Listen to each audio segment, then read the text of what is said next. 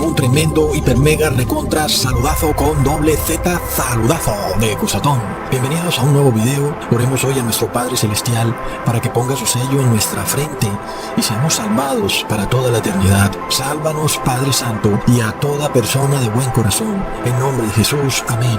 Amigos, en este video vamos a probar que nosotros somos el tercer templo, es decir, tu cuerpo es el tercer templo y que, por tanto, es nuestro deber edificar, construir y purificar ese tercer templo que es nuestro cuerpo para tenerlo listo para que nuestro Señor Jesús pueda habitar en él, amigos. Por lo cual, en este video vamos a probar que así como el primero y segundo templo fueron construidos, asimismo el tercer templo debe ser construido y purificado en los últimos días. Amigos, recordemos lo que dijo el rey David a su hijo Salomón, porque esto se aplica para nosotros en los últimos tiempos. Leamos en Primera de Crónicas, capítulo 28, versículo 20. David le dijo a Salomón: Hijo, ten valor, actúa con firmeza y manos a la obra, no tengas miedo, porque el Señor Dios, mi Dios, siempre estará a tu lado, nunca te abandonará. Al contrario, Él te ayudará hasta completar todo el trabajo que se necesite para el servicio del templo del Señor. ¡Wow, amigos! Esto es exactamente lo que nosotros también tenemos que aplicar para nuestro cuerpo, que debe dar un servicio a Dios. Y este servicio debe ser agradable a Dios. Es decir, que nuestra adoración debe estar en línea con la ley de Dios. De otra manera, este templo, que es el cuerpo, no puede ofrecer un servicio agradable a Dios. Leamos entonces cuál es el requerimiento especial para que en el templo se pueda dar este servicio agradable al Señor.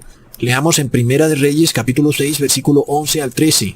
La palabra del Señor vino a Salomón y le dijo: Ya que estás construyendo este templo, quiero decirte que si andas según mis decretos y obedeces mis leyes y todos mis mandamientos, yo cumpliré por medio de ti la promesa que le hice a tu padre David.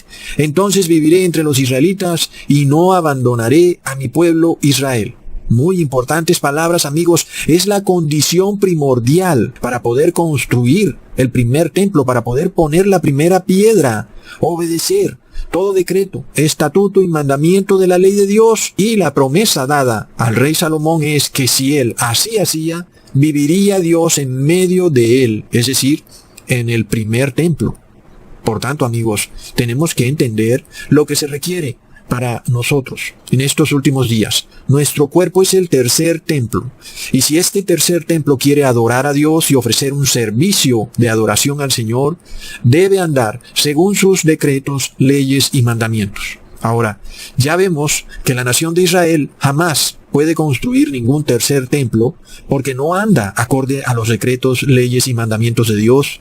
Es clarísimo, y aun si lo trataren de construir, amigos, sabríamos que ese templo no es bíblico ni profético, ni está construido para dar un servicio agradable a Dios. Y ya estamos viendo además que sería un templo inmundo, porque sus sacerdotes estarían contaminados con sustancias inmundas, siendo Israel la primera nación que lleva el liderazgo en la inoculación de las personas. Por tanto, recordemos las palabras que Jesús le declara a la nación de Israel en Mateo, capítulo 23, versículo 38 al 39. He aquí vuestra casa os es dejada desierta, porque os digo que desde ahora no me veréis hasta que digáis: bendito el que viene en el nombre del Señor. Por lo tanto, si nosotros seguimos la línea profética de construcción del primero y segundo templo, debemos entender que ya no hablamos de una nación de Israel y de un templo físico, sino que hablamos del cuerpo humano como el tercer templo, amigos. Por esto el rey Salomón profetizó, diciendo en Segunda de Crónicas, capítulo 2, versículo 6, «Mas ¿quién será capaz de edificarte casa, siendo que los cielos y los cielos de los cielos no pueden contenerte? ¿Quién pues soy yo para que le edifique casa, sino tan solo para quemar incienso delante de él?» Es tremendo, amigos. ¿Quién puede edificarle casa a Dios? Increíblemente, tú puedes. El ser humano es la casa de Dios. Él creó al ser humano para habitar en el ser humano y reposar en el ser humano. Es increíble el plan que Dios tiene para el ser humano. Un Dios que no puede ser contenido por nada ni por nadie, quiere estar dentro de ti. Amigos, sin embargo, eso no puede ser posible si tú no te preparas para darle un servicio acorde y agradable al Señor Por esto el apóstol declara en 1 Corintios capítulo 3, versículo 16 al 17, ¿no sabéis que sois templo de Dios y que el Espíritu de Dios mora en vosotros? Si alguno destruyere el templo de Dios, Dios le destruirá a él, porque el templo de Dios, el cual sois vosotros, santo es. Más claro ni el agua. Amigos, si tú piensas que puedes salvarte, debes saber que debes construir el templo que es tu cuerpo y que ese templo que es tu cuerpo debe ser santo, amigos. Por esto recordemos la profecía en Éxodo capítulo 25 versículo 8. Y harán un santuario para mí y habitaré en medio de ellos. Entonces, recordamos que los judíos contaminaron el primer santuario con todo tipo de inmundicias. Y por tanto, ese santuario ya no podía permanecer en pie. Recordemos que la profecía dice que Dios destruirá ese templo que no es santo. Y en efecto lo vimos con el primero y segundo templo. Los dos fueron completamente destruidos, viendo que la palabra de Dios es certera. Ahora hablamos del cuerpo humano, el tercer templo, amigos. ¿Y qué pretenden las personas? ¿Que no se va a cumplir? Pero además, amigos, si nosotros queremos construir este tercer templo, tenemos que guiarnos por la manera como se construyó el primero y el segundo templo. Leamos en Mateo capítulo 1 versículo 17. De manera que todas las generaciones desde Abraham hasta David son 14, desde David hasta la deportación a Babilonia 14, y desde la deportación a Babilonia hasta Cristo 14. Amigos, vamos a entender esta profecía, porque esta profecía nos lleva de la destrucción del primer templo a la construcción del segundo templo, su purificación, y finalmente nos lleva a la construcción del tercer templo. Por lo cual, primero entendamos qué es para Dios una generación y cuántos años hay en una generación. Leamos en Salmos capítulo 95 versículo 10. 40 años estuve disgustado con la nación y dije, pueblo es que divaga de corazón y no han conocido mis caminos. Así que amigos, si queremos conocer cuántos años hay en 14 generaciones, solo basta multiplicar 40 por 14, dándonos 560 años. Luego, vemos entonces que la profecía nos dice que de Abraham hasta David habrían 560 años. De David hasta el ataque de Babilonia a Jerusalén, habrían otros 560 años. Y del ataque de Babilonia a Jerusalén hasta la primera llegada de Jesús, otros 560 años. Por lo cual, amigos, empecemos desde el punto en que Babilonia destruye y ataca a Jerusalén, derribando el primer templo, en Daniel capítulo 1 versículo 1. En el año tercero del reinado de Joacim, rey de Judá, vino Nabucodonosor, rey de Babilonia, a Jerusalén, y la sitió. Así que el año tercero del rey Joacim de Judá nos corresponde al año 606 a.C., históricamente hablando. Y en ese momento el primer templo es derribado. La primera casa de Dios colapsa por la multitud de inmundicias que se introdujeron en ella. Hicieron cantidad de pecados, contaminándola terriblemente, amigos. Por lo cual se describe en el libro de la ley en Crónicas, capítulo 36, versículo 19 al 21. Y quemaron la casa de Dios, y rompieron el muro de Jerusalén, y consumieron a fuego todos sus palacios, y destruyeron todos sus objetos deseables. Los que escaparon de la espada fueron llevados cautivos a Babilonia, y fueron siervos de él y de sus hijos, hasta que vino el reino de los persas, para que se cumpliese la palabra de Jehová por boca de Jeremías, hasta que la tierra hubo gozado de reposo, porque todo el tiempo de su asolamiento reposó, hasta que los 70 años fueron cumplidos. Así que amigos, Jehová había declarado que los judíos estarían cautivos en Babilonia por 70 años después de que el primer templo hubiera sido arrasado. Recordemos que el primer templo fue destruido en el año 606 a.C., pero a eso le restamos 70 años que habían sido profetizados por Dios, en los cuales la tierra de Jerusalén estaría en reposo, ya que el pueblo de Dios no quería guardar el día de reposo y lo habían pisoteado totalmente. Así que Dios declaró que la tierra de Jerusalén estaría reposando por 70 años. Si restamos 606 menos 70, llegamos a los 536 años antes de Cristo. Pero ¿cómo? El templo se construyó 2 años después, llegamos al año 534 después de Cristo. Recordemos, amigos, que el rey de Babilonia, llamado Beltasar, que era hijo del rey Nabucodonosor, que fue el que derribó el primer templo, organizó una fiestecilla clandestina, para hablar en términos de moda, en donde mandó a buscar los vasos y utensilios del primer templo y los usó en su fiesta inmunda, contaminando los vasos del templo. ¿Y qué ocurrió? Pues esa misma noche en la que ese rey Beltasar estaba haciendo una fiesta, apareció una mano escribiendo en la pared Mene Mene Tekel Uparsin, lo cual quería decir que el reino del rey Beltasar había sido pesado y hallado falto y había sido entregado a los medos y los persas, como en efecto ocurrió esa misma noche, amigos. Por lo cual, una vez empezó a reinar el rey medo-persa llamado Cyrus, amigos, entonces en ese mismo año dio un decreto para reconstruir el templo, es decir, para construir el segundo templo, la segunda casa de Dios, tal y como estaba profetizado por Jeremías, como ya acabamos de ver. Leamos en Esdras capítulo 1, versículo 1 al 3. En el primer año de Ciro, rey de Persia, para que se cumpliese la palabra de Jehová por boca de Jeremías, despertó Jehová el espíritu de Ciro, rey de Persia, el cual hizo pregonar de palabra y también por escrito por todo su reino, diciendo, así ha dicho Ciro, rey de Persia, Jehová, el Dios de los cielos, me ha dado todos los reinos de la tierra, y me ha mandado que le edifique casa en Jerusalén, que está en Judá. Quien haya entre vosotros de su pueblo, sea Dios con él, y suba a Jerusalén que está en Judá, y edifique la casa a Jehová, Dios de Israel. Él es el Dios, la cual está en Jerusalén. Amén, amigos, qué tremendo, qué increíble el rey Ciro de Medo Persa. Tremendo, amigos, se parece a los gobernantes de hoy. Bueno, recordemos entonces que era el pueblo de Dios, los que así lo reconocieran, los que así se levantaran y dijeran, aquí está el pueblo de Dios, eran ellos los que iban a edificarle casa a Dios. Es decir, que el decreto del rey no era obligatorio ni estaba imponiendo sobre nadie algún tipo de labor. Era totalmente opcional. El que quisiera podía ir y construir el templo. Muchos judíos habían progresado en Medo-Persa y en Babilonia y vivían pues en sus casas muy agradablemente, porque así Dios se lo prometió al pueblo judío, y muchos no quisieron volver de Babilonia a Jerusalén, porque estaban muy contentos en Babilonia o en Medo-Persa. Sin embargo, hubieron algunos que prefirieron vivir en esta tierra desolada, destruida y deshabitada en la que se había convertido Jerusalén, y ellos eran los que tenían la labor totalmente voluntaria de reconstruir el segundo templo, y esto gracias al decreto que había dado el rey Ciro de Medo-Persia.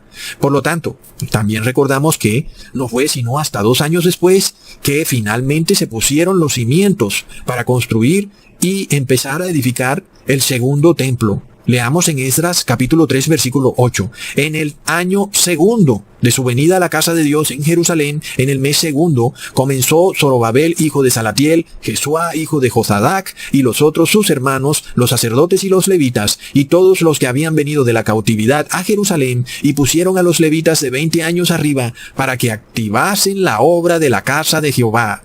Tremendo, amigos, es decir, que finalmente esto se cumplió en el año 534, es decir, 536 menos los 2 años, eso nos lleva al año 534. Ahora, si queremos saber entonces cuándo se presenta Jesús al mundo, entonces tenemos que tomar la fecha en que se inicia la construcción o que se activa la construcción de la segunda casa de Dios, que fue en el año 534 antes de Cristo, y le restamos los 560 años de las 14 generaciones, y eso nos lleva al año 26 después de Cristo. Sin embargo, recordemos que cuando pasamos de antes de Cristo a después de Cristo, pasamos por el año 0, y por lo tanto debemos sumarle el año 0 a la fecha que acabamos de obtener, es decir que de 26 pasamos a 27 después de Cristo, por lo cual recordamos que justo en el año 27 después de Cristo es cuando Jesús es ungido o bautizado por el profeta Juan el Bautista. Recordemos que una vez Jesús es ungido, él pronuncia las siguientes palabras en Isaías capítulo 61 versículo 1: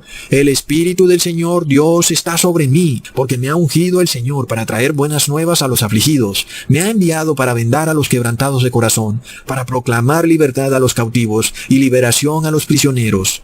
Por lo tanto, amigos, estas palabras fueron pronunciadas después del bautismo de Jesús en el año 27 después de Cristo. Amigos, la palabra Cristo precisamente significa ungido o Mesías. Jesús es un ungido por el Padre, porque el Padre declara: este es mi Hijo amado, en él tengo contentamiento.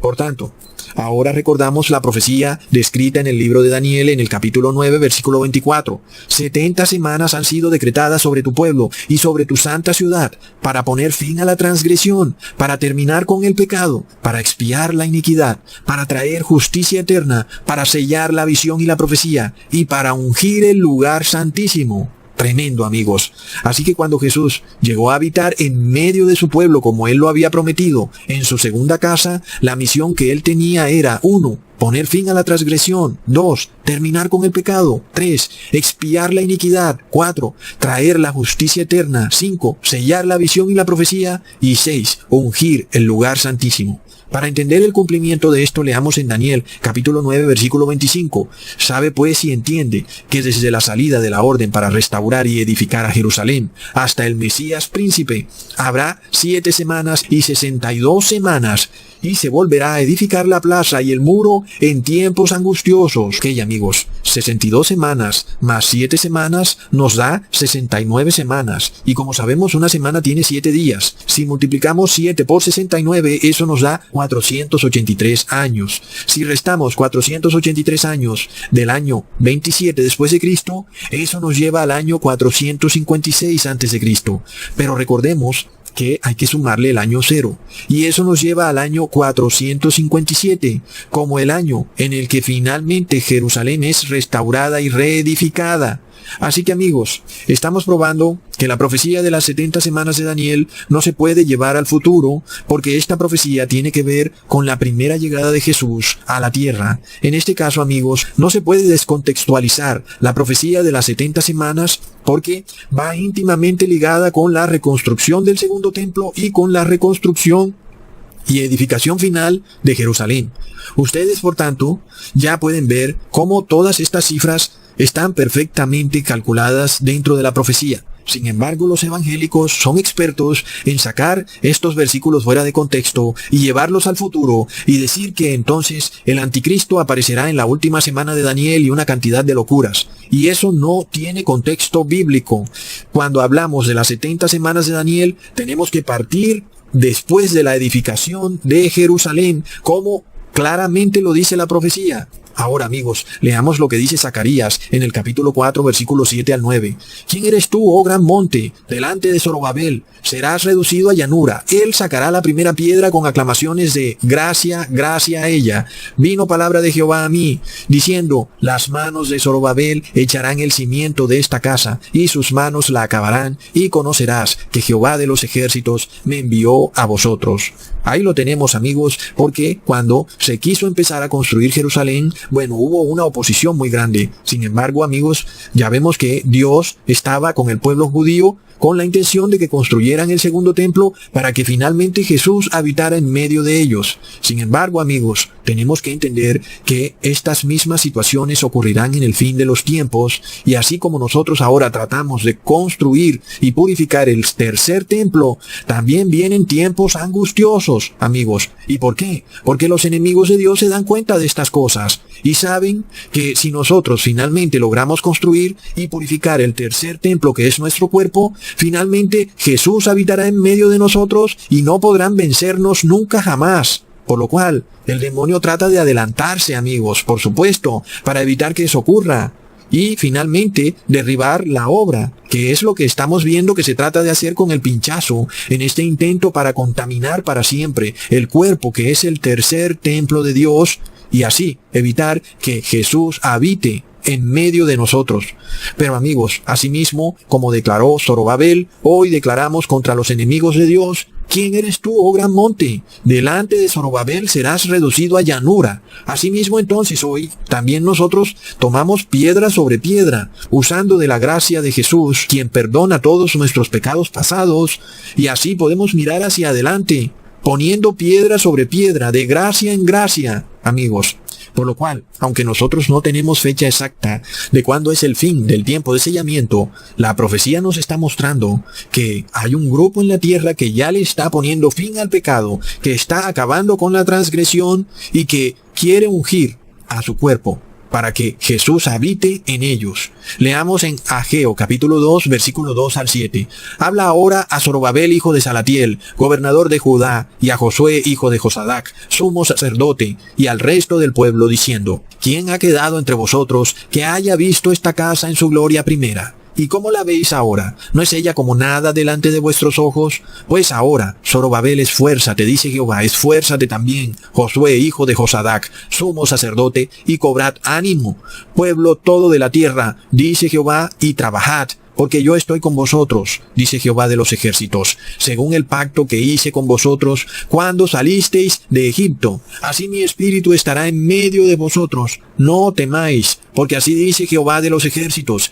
de aquí a poco yo haré temblar los cielos y la tierra, el mar y la tierra seca, y haré temblar a todas las naciones. Y vendrá el deseado de todas las naciones, y llenaré de gloria esta casa, ha dicho Jehová de los ejércitos. Tremendo, amigos. Es una tremenda promesa que nuestro Señor Padre Santo nos está dando.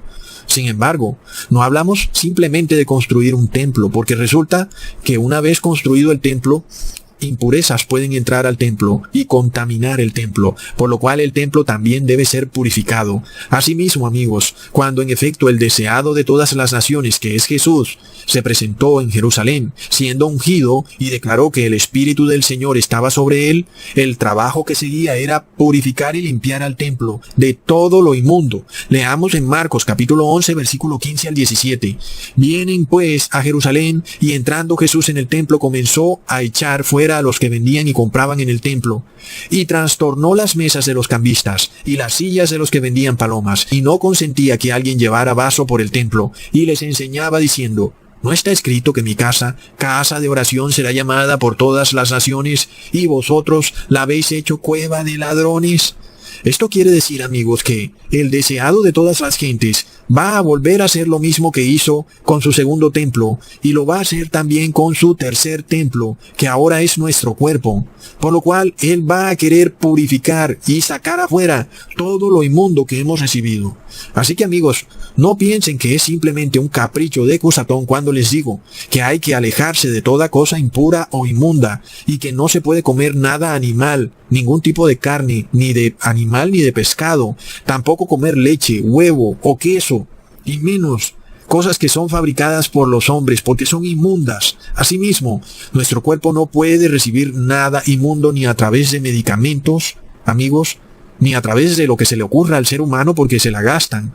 Porque, amigos, estamos en los tiempos en el que el cuerpo, que es el tercer templo, debe ponerle fin al pecado, acabar con la transgresión, y finalmente vendrá el deseado de todas las gentes. Aquí es cuando viene la profecía final de Daniel en el capítulo 8, versículo 13 al 14. Entonces oí a un santo que hablaba, y otro de los santos preguntó a aquel que hablaba: ¿Hasta cuándo durará la visión del continuo sacrificio y la prevaricación asoladora, entregando el santuario y el ejército para ser pisoteados? Y él dijo: hasta 2300 tardes y mañanas, luego el santuario será purificado. Amigos, ya sabemos que el inicio de todas estas profecías es la edificación final de Jerusalén, lo cual ocurrió, como ya probamos, en el año 457 después de Cristo. Ahora, solo basta que sumemos la profecía de los 2300 años. Eso nos lleva entonces a 1843 después de Cristo. Pero de nuevo recordemos que hay que sumarle el año 0, lo cual nos da el año 1844. Por tanto, el santuario de Dios en el fin de los tiempos es el cuerpo humano, pero también en el cielo hay un santuario celestial, y esa profecía tenía que ver específicamente con la purificación de ese santuario celestial para finalmente expiar el pecado del mundo. Sin embargo, también debemos entender que en el fin de los tiempos debe permanecer viva la iglesia de Cristo, y si esa iglesia va a permanecer viva, esa iglesia también debe expiar por completo el pecado. En estos últimos tiempos es claro que si hay una iglesia en este mundo, como en efecto estamos viendo que sí la hay, porque vemos los movimientos del demonio en contra de ella, sabemos que sí se está llegando a un punto en el que la iglesia de Cristo se acerca a la expiación final del pecado. Es decir, en ese momento en el que Hay un grupo de seres humanos en esta tierra que son santos y que están vivos, amigos. Y esto nos lleva de nuevo a lo que leímos al principio del video. Si queremos edificarle el tercer templo a Dios, tenemos que obedecer todo estatuto, decreto y mandamiento de la ley de Dios. Por lo cual, recordamos, amigos, que cuando el apóstol Juan ve en el cielo el templo de Dios, él ve el arca de Dios. Y sabemos que en el arca de Dios están las leyes de Dios. Leamos en Apocalipsis capítulo 11, versículo 19.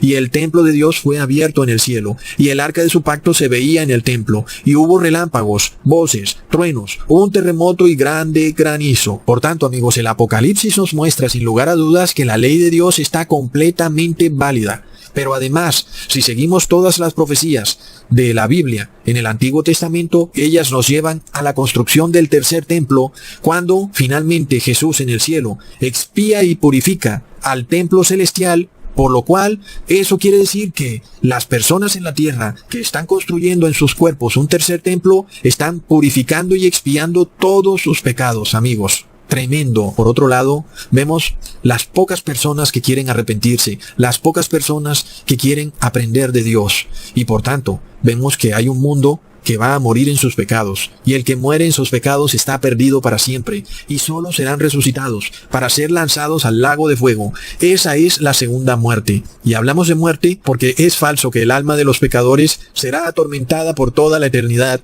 como se aferran a creer las personas apóstatas. Vemos claramente que aquel que peca morirá para siempre en la segunda muerte.